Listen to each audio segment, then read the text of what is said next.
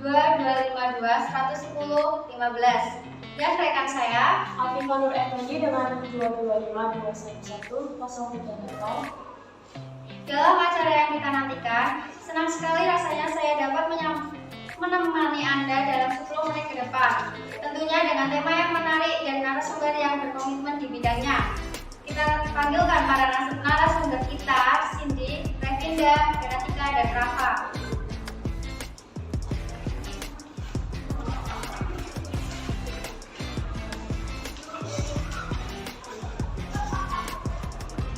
Narasumber, silakan memperkenalkan diri. Perkenalkan, nama saya Cindy Putri Aurelia dengan NIM 225211024 sebagai narasumber 1. Perkenalkan, nama saya Revinda Octaviana Prawardhani dengan NIM 225211045 sebagai narasumber 2. Perkenalkan, nama saya adalah Tika Ayulian dengan NIM 225211021 dengan narasumber 3. Kenalkan, nama saya Rafa Dharma Amisa dengan NIM 2251110 sebagai narasumber 4. Indonesia kenal 1000 suku dengan 6 agama dan juga kepercayaan. Nah, ini menjadi keunikan dari Indonesia. Tak lupa Pancasila adalah sebagai dasar negara Indonesia. Langsung saja kita sampaikan acara kita sore ini tentang mengingat sejarah Pancasila. Pertanyaan pertama, apa sih pengertian Pancasila? Baik secara etimologi dan historis yang akan disampaikan oleh narasumber kita bernama Kak Cindy dan Kak Revinda. Langsung saja kepada Kak Cindy dan Kak Revinda. Yang pertama, saya akan menjelaskan tentang pengertian Pancasila secara etimologi. Pancasila itu sudah melekat bagi masyarakat di Indonesia. Pancasila sendiri merupakan ideologi negara Indonesia. Pancasila diambil dari bahasa Sanskerta yang menurut Muhammad Yamin kata Pancasila dimiliki dua arti, yaitu panca dan sila. Panca memiliki arti 5 dan sila memiliki arti batu sendi, alas atau dasar. Dan kata lainnya, sila artinya adalah tingkah laku yang baik. Lalu Muhammad Yamin menegaskan bahwa Pancasila secara etimologi adalah panca dengan sila yang pertama memiliki makna berbatas dari 5 atau bermakna dasar yang memiliki 5 unsur. Lalu, menurut Kailan 2014 ayat 2, Pancasila terdapat di keputusan agama Buddha, sedangkan ajaran agama Buddha bersumber dari kitab Tripitaka. Dan di dalam agama Buddha diajarkan moral untuk mencapai nirwana atau surga. Namun setiap golongan mempunyai kewajiban moral yang berbeda. Moral yang dimaksud yaitu ada 3, Dasar-sila, Sabta-sila, dan Pancasila. Dan Pancasila lah yang harus ditaati oleh seluruh orang atau orang awam. Menurut Kamus Bahasa Indonesia atau Kodatillah 2011, Pancasila memiliki arti panca yang artinya 5 dan sila yang artinya aturan yang dilatar belakangi perilaku seseorang, bangsa, juga aturan tentang dasar, adat, dan moral. Dapat disimpulkan, Pancasila sebagai dasar ideologi bangsa Indonesia memiliki makna 5 aturan dasar atau dasar memiliki 5 unsur. Kalau menurut historis, berbicara Pancasila dengan segi historis tentu saja tidak terlepas dari perjuangan untuk Pancasila, yaitu dibentuknya Dokuritsu Junbitei Sekar atau dikenal dengan BPUPKI pada tanggal 29 April 1945. Struktur BPUPKI itu sendiri terdiri dari Ketua Kaico atau DRKRT Rajiman Wediningrat, Ketua Muda Buku Kaico Tokubetsurin, RP Sosoro merangkap kepala sekretariat, Buku Kayo atau Zimokuyo Pujo, dan beberapa anggota, 60 anggota pada sidang pertama 29 Mei sampai dengan 1 Juli 1945. Dan tambahan 6 orang anggota sidang BPUPKI kedua, yaitu 10 sampai 16 Juli 1945. Pada saat sidang BPUPKI pertama sama kedua, DRKRT Rajiman Wediningrat meminta pandangan para anggota tentang negara Indonesia. Alhasil, ketiga anggota yang memberikan tanggapan tersebut, mereka beranggapan tentang dasar negara, yakni pertama, Mr. Muhammad Yamin pada tanggal 29 Mei 1945. Kedua, Prof. Dr. Supomo pada tanggal 31 Mei 1945. Dan yang terakhir yaitu Ir Soekarno 1 Juni 1945. Adapun usul-usulan yang mereka sampaikan pada gambar berikut.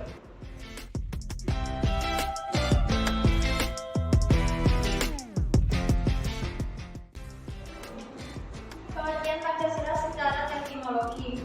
Disahkannya UUD Negara Republik Indonesia oleh PPKI secara yuridis juga menandakan disahkannya Pancasila. Maka dari itu, dalam pembukaan UUD 1945 terdapat rumusan Pancasila, yaitu ketuhanan yang Maha Esa, kemanusiaan yang adil dan beradab, persatuan Indonesia, kerakyatan yang dipimpin oleh hikmat kebijaksanaan dalam permusyawaratan dan perwakilan, serta keadilan sosial bagi seluruh rakyat Indonesia. Rumusan tersebutlah yang secara konstitusional sah sebagai dasar negara Republik Indonesia.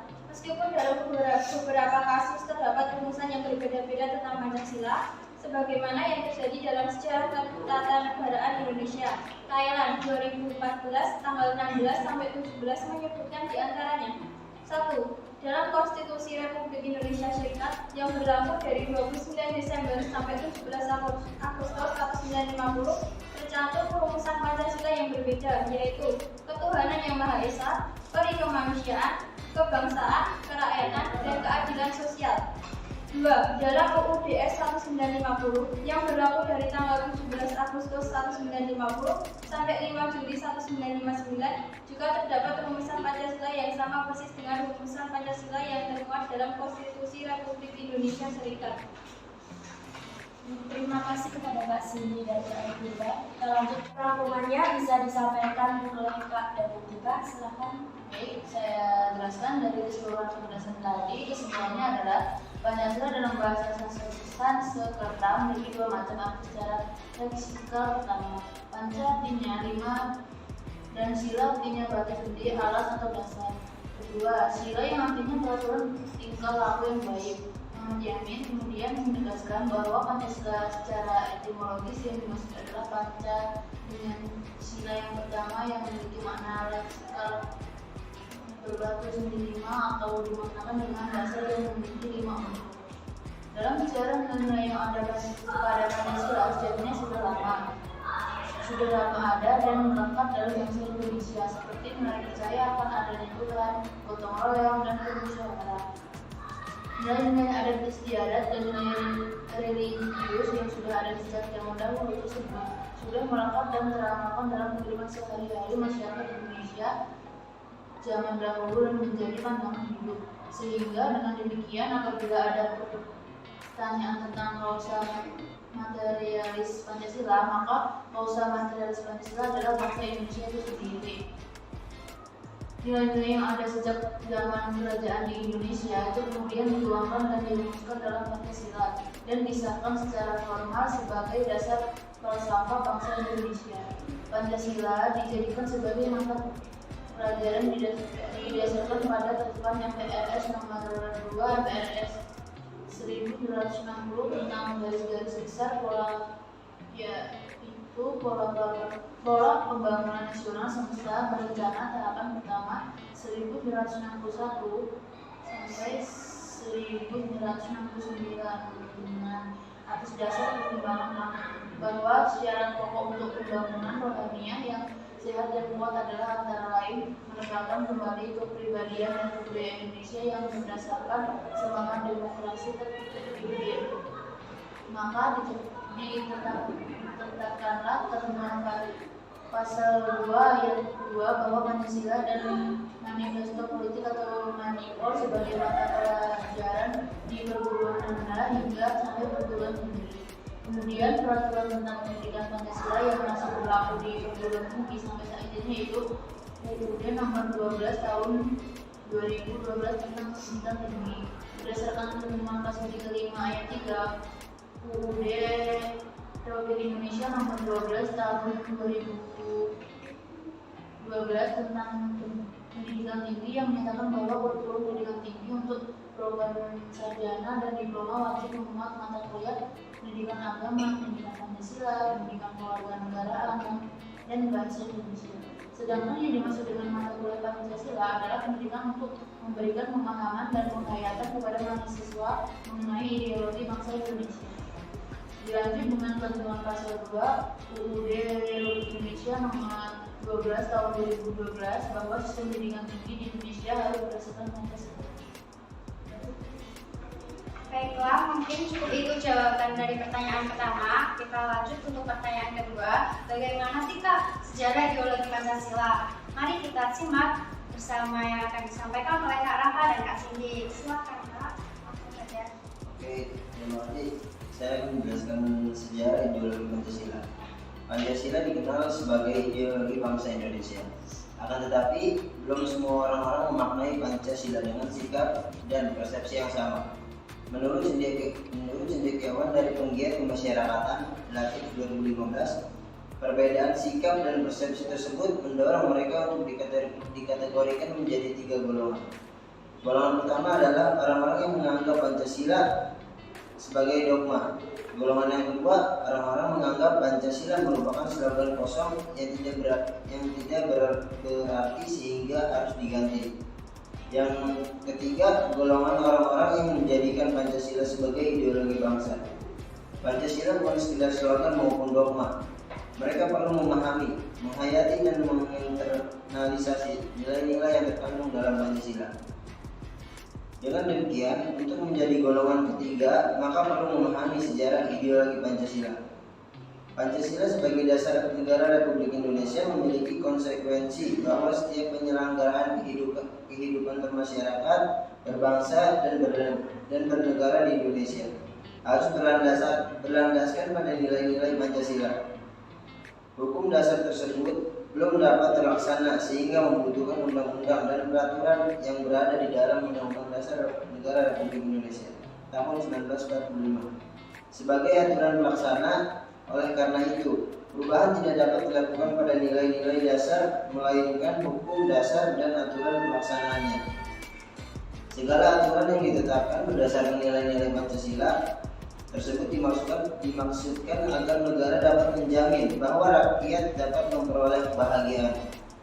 Pancasila dalam sejarah bangsa Indonesia dapat menempuh jalan yang panjang dan penuh perjuangan, sehingga apabila memahaminya hanya sepenggal dan tidak konversif, maka tidak jarang menimbulkan perbedaan persepsi.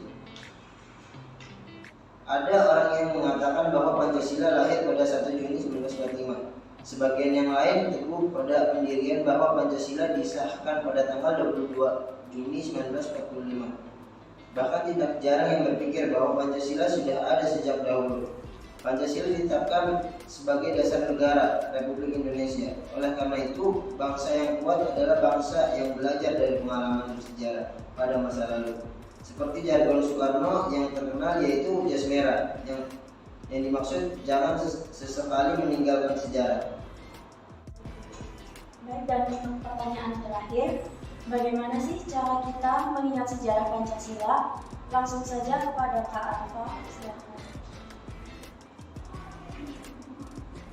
Ini cara mudah untuk menanamkan nilai Pancasila pada anak. Yang pertama, mengajak anak untuk berdoa dan beribadah bersama. Yang kedua, berkumpul bersama keluarga dan teman. Yang ketiga, mengajak teman bermain apapun latar belakangnya. Yang keempat, memberikan anak kesempatan untuk berpendapat dan menghargai pendapat orang lain. Yang kelima, berbagi dengan orang lain. Sekian dari kami. Apabila ada kesalahan kata atau perbuatan yang disengaja ataupun tidak disengaja, mohon maaf. Sekian dari kami. Wassalamualaikum warahmatullahi wabarakatuh.